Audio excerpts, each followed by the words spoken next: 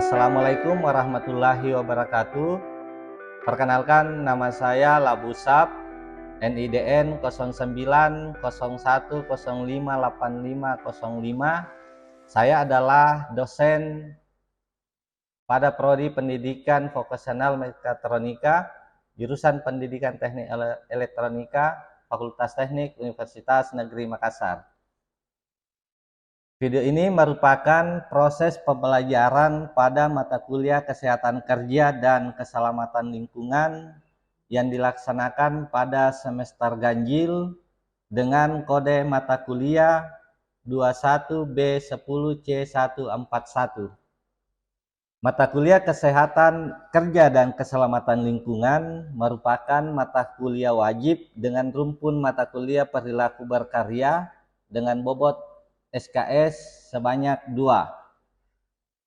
Kesehatan kerja dan keselamatan lingkungan ini membahas mengenai kecelakaan-kecelakaan yang dapat terjadi di lingkungan kerja, penyebab terjadinya kecelakaan, bagaimana mengidentifikasi, mengevaluasi, serta bagaimana mencegah dan mengendalikan kecelakaan.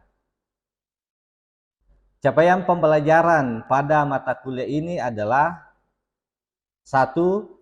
Mahasiswa mampu menjelaskan dan menerapkan keselamatan kerja dan kesehatan lingkungan dalam dunia kerja dan dunia industri. 2. Mahasiswa mampu menjelaskan dan menerapkan alat pelindung diri dalam dunia kerja sesuai bidang keahliannya masing-masing. Ketiga, mahasiswa mampu menjelaskan dan mengklasifikasikan bahan pelarut secara inovatif dalam konteks pengembangan atau implementasi ilmu pengetahuan dan teknologi dalam dunia kerja. Yang keempat, mahasiswa mampu menjelaskan dan mencegah akibat terjadinya kebakaran dan kebisingan dalam bidang keahlian mekatronika. Dan yang kelima, mahasiswa mampu menjelaskan dan menerapkan pengkondisian temperatur, pencegahan kebakaran, serta ergonomi desain atas pekerjaan di bidang keahlian mekatronika. Adapun materi pembelajaran pada mata kuliah K3L ini adalah yang pertama, pentingnya kesehatan kerja dan keselamatan lingkungan. Yang kedua, alat pelindung diri. Selanjutnya, kecelakaan kerja, pelarut, pemadaman kebakaran, kebisingan, ventilasi industri, dan pengenalan ergonomi desain. Video ini menerangkan tentang pembelajaran pada pertemuan ketiga yang tertuang dalam RPS yang telah dibuat sebelumnya. Tujuan pembelajaran pada pertemuan ketiga ini adalah yang pertama, mahasiswa mampu menerapkan penggunaan alat pelindung diri sesuai dengan fungsinya. Yang kedua, mahasiswa mampu mengklasifikasikan tanda keamanan atau safety sign. Indikator dari pembelajaran pada pertemuan ketiga ini adalah yang pertama, mahasiswa mampu memahami definisi alat pelindung diri, mahasiswa mengetahui dasar hukum penggunaan alat pelindung diri. Yang ketiga, jenis alat pelindung diri beserta fungsinya. Yang keempat, mahasiswa mengetahui kriteria dan manajemen APD. Dan yang kelima, mahasiswa mampu memahami prinsip penggunaan APD. Model pembelajaran yang saya gunakan pada mata kuliah ini adalah problem based learning atau PBL, dan dalam proses perkuliahan itu kita menggunakan perkuliahan secara blended. 70% perkuliahan dilaksanakan secara luring dan 30% perkuliahan dilaksanakan secara daring dengan menggunakan LMS via SAMOke. Metode pembelajaran yang digunakan pada mata kuliah ini adalah metode ceramah, simulasi, dan tanya jawab. Adapun interaksi dosen dan mahasiswa itu menggunakan atau menerapkan sistem DEI, Delivery Interaction Assessment, dalam prosesnya. Dalam hal sistem penilaian, ya, saya membagi beberapa kelompok penilaian dalam mata kuliah ini. Yang pertama itu adalah kehadiran sebesar 20%, tugas-tugas sebanyak atau sebesar 15%, partisipasi mahasiswa sebesar 15%, pelaksanaan ujian tengah semester sebesar 20%, dan ujian akhir sebesar 30%. Jadi total secara keseluruhan 100%. Demikian deskripsi ini. Selanjutnya kita saksikan video pembelajaran yang telah saya ambil sebelumnya. Assalamualaikum warahmatullahi wabarakatuh. Bismillahirrahmanirrahim. Assalamualaikum warahmatullahi wabarakatuh. Waalaikumsalam. Apa kabarnya hari ini adik-adik sekalian? Baik. Ya, alhamdulillah. Sebelum kita memulai materi perkuliahan pada hari ini, marilah kita berdoa sesuai dengan agama dan kepercayaan masing-masing. Berdoa dimulai. Ya, hari ini adalah pertemuan ketiga tentang alat pelindung diri. Jadi kita akan bicara tentang alat pelindung diri. Tapi sebelum saya masuk pada materi pada pertemuan ketiga hari ini, saya terlebih dahulu akan mengabsen Upadeva M. Anugrah Dwi Saputra, nggak hadir ya. Saiful Sengke, nggak hadir. Mawar, ya, yang tidak hadir hanya 2 orang ya, dari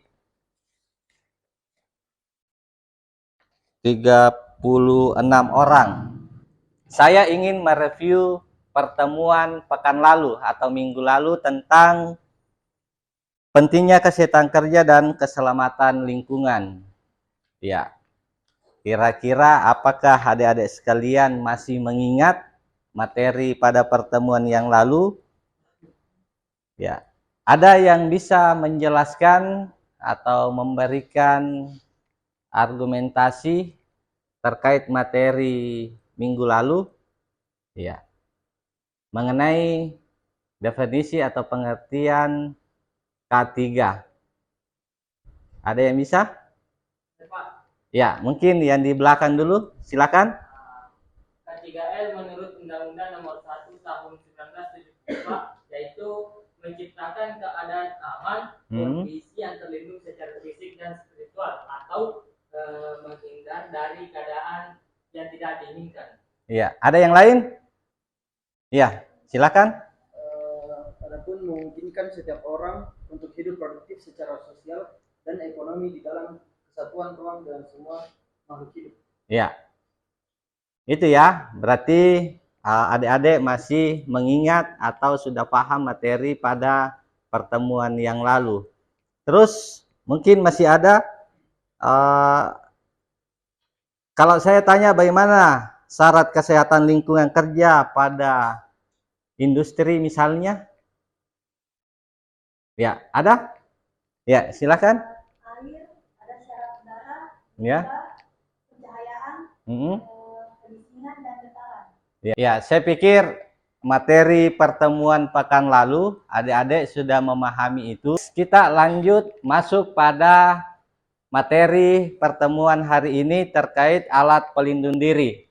Ya, sebelumnya saya akan menjelaskan apa tujuan pembelajaran yang ingin kita capai dari materi hari ini. Menerapkan penggunaan alat pelindung diri sesuai dengan fungsinya.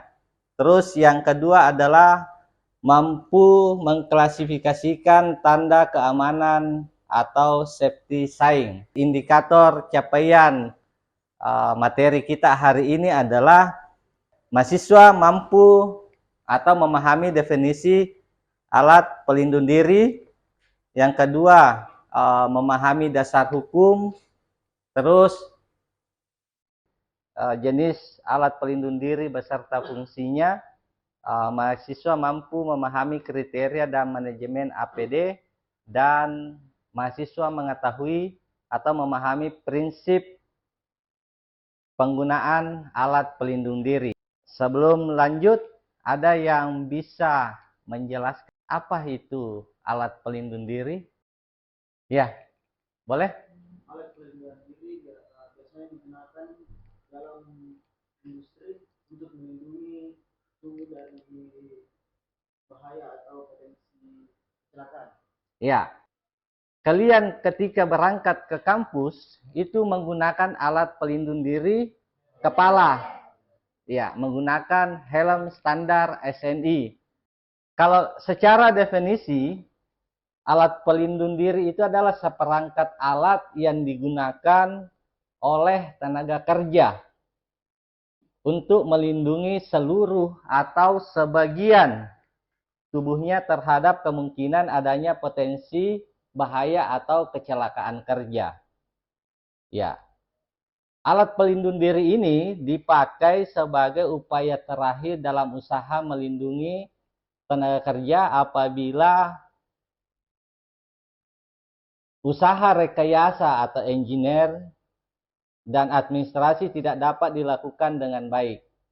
Namun pada pemakaian APD bukanlah pengganti dari kedua usaha tersebut, namun sebagai usaha akhir. Ya, next selanjutnya kita akan bicara terkait apa dasar hukum alat pelindung diri itu.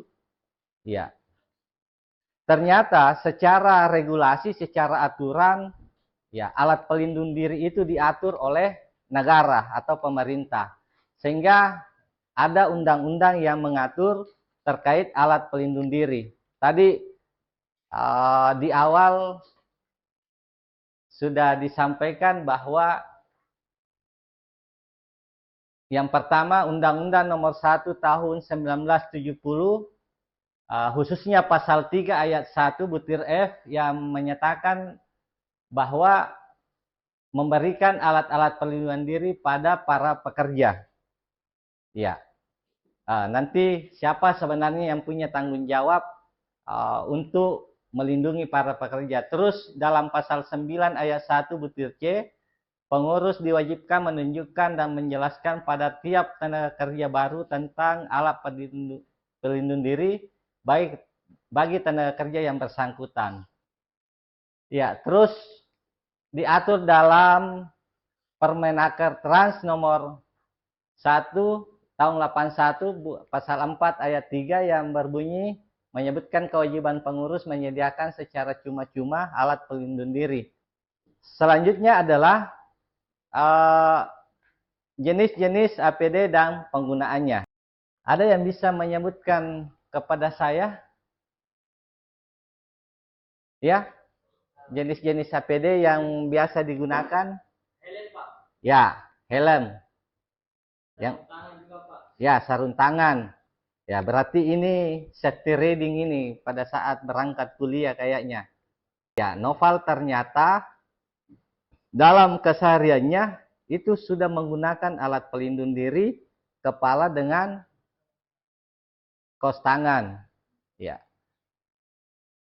Ada yang lain? Ya. Ya, sepatu. Ya. Sepatu juga menjadi salah satu alat pelindung diri. Ya, kalau kami dulu praktek industri, ya kebetulan saya pada saat itu di Kalimantan, salah satu perusahaan tambang gas dan minyak terbesar di Indonesia, di Vico Indonesia. Ya, luar biasa di sana safety-nya. Ya, kita baru masuk dari pos awal itu, ya karena ini perusahaan besar, semua kita akan diperiksa oleh security terkait dengan alat pelindung diri yang kita gunakan, mulai dari helm, sepatu, kacamata, dengan penutup telinga. Ya, ada lagi ya sarung tangan, masker. Ya, apalagi kemarin pada saat COVID-19 yang melanda dunia, penggunaan masker itu sudah menjadi kebiasaan kita dalam kehidupan sehari-hari. Ya, itu masker masuk dalam kelompok salah satu alat pelindung diri. Ya. Terus apa kriteria alat pelindung diri yang baik? Yang pertama adalah proses penggunaan APD harus memenuhi kriteria hasar atau potensi bahaya telah diidentifikasi, APD yang dipakai sesuai dengan hasar yang dituju, dan adanya bukti bahwa APD dipatuhi penggunaannya.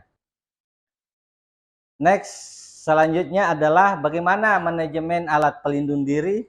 Ya, APD yang dibutuhkan untuk membatasi hasar di lingkungan. Terus jangan membeli APD sekedar hanya memiliki jenis APD. Adanya hasar awareness atau kesadaran akan bahaya, dan pelatihan-pelatihan yang biasa kita gunakan, ikuti. Ya, misalnya pelatihan P3K dan sebagainya. Ada SOP penggunaan APD, dan APD yang dibeli telah melalui seleksi kebutuhan jenis pekerjaan. Ya, terus jangan membeli APD sekedar hanya memiliki jenis APD. Ya, jangan sampai, ya karena ini yang kadang hanya ikut-ikutan mau juga menggunakan misalnya alat pelindung diri. APD yang dibeli melalui seleksi kebutuhan jenis pekerjaan. Ya, betul. Bahwa semua jenis APD yang kita beli misalnya itu sesuai dengan jenis pekerjaan yang akan kita lakukan. Ya, selanjutnya adalah perkembangan alat pelindung diri. Ya, perkembangan alat pelindung diri. Ya, yang pertama adalah teknologi APD berkembang pesat pada alat pelindung diri terhadap bahaya fisik dan kimia. Terus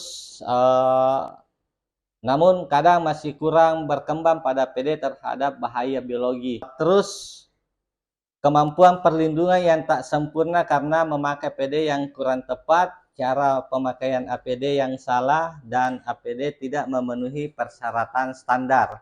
Ya, nanti ada video yang akan saya tunjukkan bagaimana menggunakan alat pelindung diri. APD yang mempunyai masa kerja tertentu seperti kanister, filter, dan penyerap. Ya, ini juga yang kadang disalahpahami atau menggunakan APD tidak sesuai. Ya, karena mungkin APD-nya sudah expire, sudah kadaluarsa, tapi masih digunakan. Ya, harapannya APD itu digunakan untuk melindungi dirinya, justru yang terjadi adalah APD itu yang mengakibatkan penyakit bagi dirinya. Kenapa APD sering tidak dipakai? Ya, ini yang biasa terjadi. Ini tadi yang saya maksud, bahwa kita menggunakan APD itu betul-betul sesuai dengan kesadaran kita. Terus dianggap mengurangi feminitas. Ya, ini juga yang kadang tidak mau menggunakan APD karena menganggap mengurangi fashionnya. Terus terbatasnya faktor stimulan pimpinan. Selanjutnya adalah apa-apa syarat alat pelindung diri itu? Ya, pertama pasti ya enak dipakai, nyaman dipakai, terus memberikan perlindungan efektif sesuai dengan jenis bahaya di tempat kerja. Ada kelemahan-kelemahan penggunaan alat pelindung diri. Yang pertama, kemampuan perlindungan yang kurang sempurna. Ya, salah cara penggunaannya, terus kualitas APD. Ya, Terus sering APD tidak dipakai karena kurang nyaman. Ya, itu tadi menganggap kurang nyaman kalau menggunakan APD, makanya itu menjadi bagian dari kelemahan penggunaan APD. Mengganggu penampilan, ya itu tadi mengganggu penampilan. Yang orang-orang fashionable misalnya, ya itu tidak mau menggunakan APD. Terus bagian tubuh apa saja yang perlu dilindungi? Ya, ada gambar di atas contoh penggunaan alat pelindung diri di bagian tubuh kita. Ya, ini yang penting ya, penting atau pokok untuk kita lindungi. Yang pertama adalah bagian mata ya. Ya, itu menggunakan kacamata safety ya, atau mulai dari kepala. Ya, kepala menggunakan helm, kacamata atau untuk melindungi mata. Apalagi? Ya, face shield untuk melindungi muka.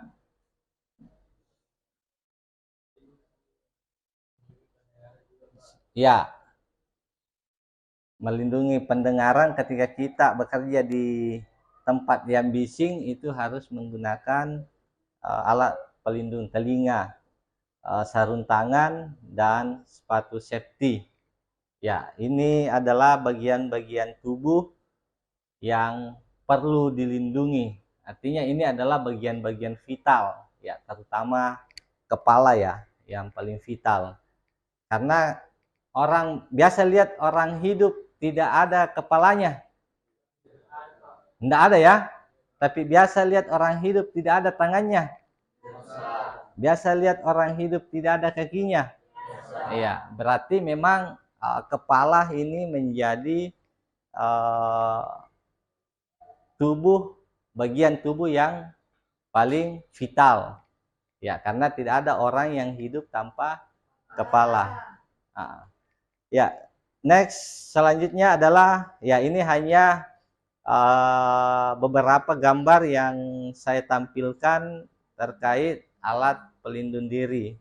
Ya, ada masker, ada tadi ya pelindung mata, facial, ada kacamata khusus. Ya, masker, ini gaun, celemek atau baju kerja, ya apron ya. Kalau ini apron yang biasa lihat Master Chef.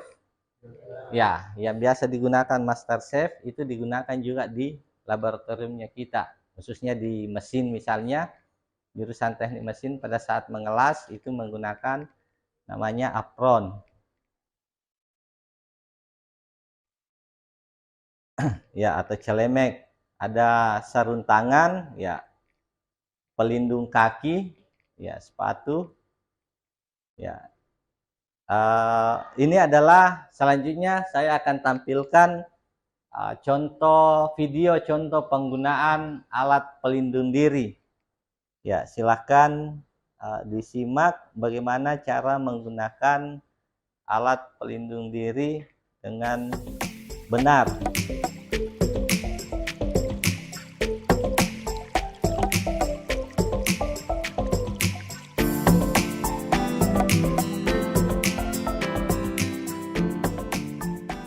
Ya, itulah tadi video cara menggunakan alat pelindung diri. Selanjutnya adalah prinsip pemilihan penggunaan alat pelindung diri. Ya, apa-apa prinsip dalam hal kita memilih alat pelindung diri. Yang pertama adalah harus dapat memberikan perlindungan terhadap bahaya spesifik atau bahaya-bahaya yang dihadapi. Terus yang kedua adalah berat alat hendaknya seringan mungkin dan alat tersebut tidak menyebabkan rasa ketidaknyamanan. Ya. Selanjutnya dapat dipakai secara fleksibel.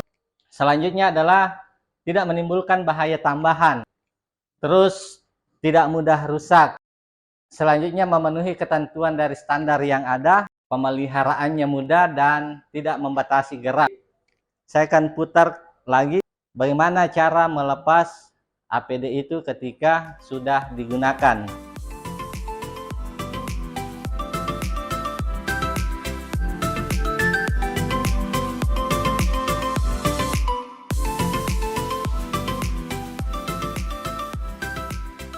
Saya ingin melihat sampai di mana adik-adik sekalian memahami materi yang saya sajikan. Saya akan bertanya beberapa hal terkait materi yang telah saya sampaikan tadi.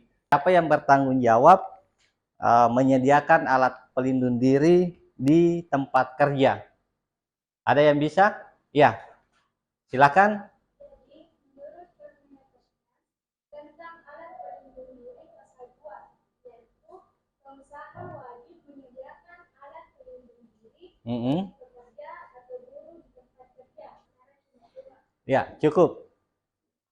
Ada yang bisa lanjut? Tambahan, Pak. Ya, silakan.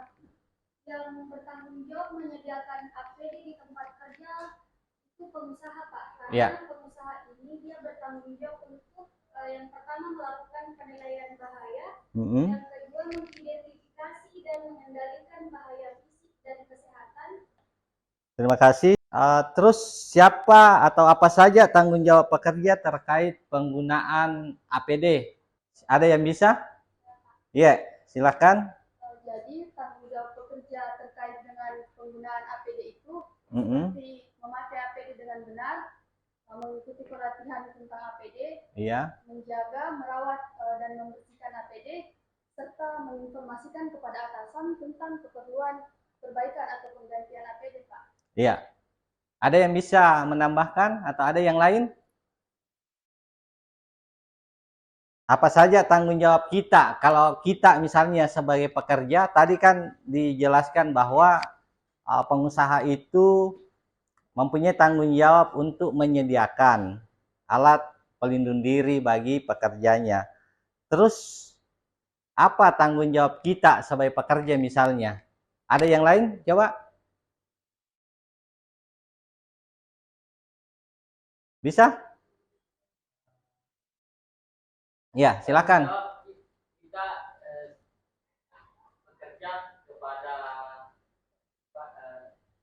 seperti merawat APD itu sendiri, Pak. Ya. Dan juga menginformasikan atasan bahwa APD ini bahwa sudah diperbaiki, Pak. Ya. Artinya sebagai pekerja kita bertanggung jawab ya, merawat alat pelindung diri yang diberikan oleh pengusaha. Atau ada yang bisa memberikan penjelasan apa-apa saja jenis APD itu? Ya.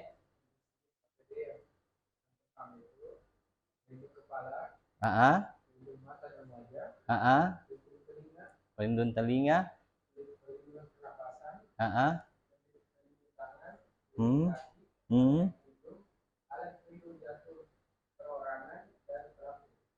Ya. Dan untuk pelindung Ya, cukup. Ya, saya pikir adik-adik sekalian sudah mengerti ya. Selanjutnya, sebelum kita mengakhiri kuliah hari ini, kesimpulan kuliah kita hari ini adalah APD itu seperangkat alat yang digunakan oleh tenaga kerja untuk melindungi seluruh sebagian tubuhnya terhadap kemungkinan adanya potensi bahaya.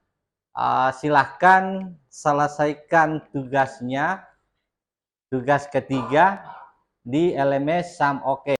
Ada di SAMOKE, silahkan nantinya diakses. Saya pikir cukup perkuliahan kita hari ini terkait alat pelindung diri. Saya menganggap bahwa materi kita hari ini sudah dipahami dengan baik oleh adik-adik sekalian. Saya ingin menyampaikan sebuah quote, yang terbesar dari kebodohan adalah mengorbankan kesehatan untuk jenis lain dari kebahagiaan. Arthur Schopenhauer. Terima kasih atas kehadiran adik-adik sekalian. Mohon maaf kalau ada salah kata. Saya akhiri dengan ucapan wallahul muwaffiq ila aqwamit thariq. Wassalamualaikum warahmatullahi wabarakatuh. Waalaikumsalam.